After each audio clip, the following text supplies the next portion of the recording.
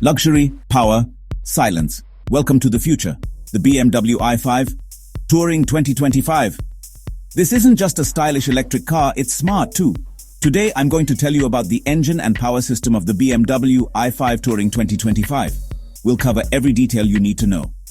BMW has given the classic 5 Series an all-electric reboot. And the i5 Touring?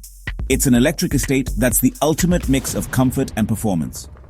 Whether you're a true Bmw fan or just a lover of great cars, this one is going to grab your attention.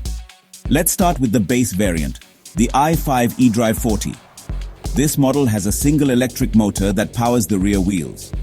It gives you 340 horsepower and 400 Newton-meters of torque. But when you turn on boost mode, you get up to 430 nanometers.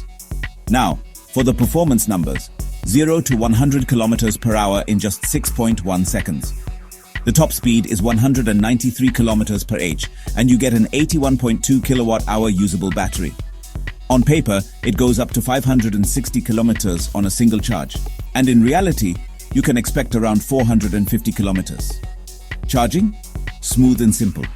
Standard AC charging is 11 kilowatts, but you can upgrade to 22.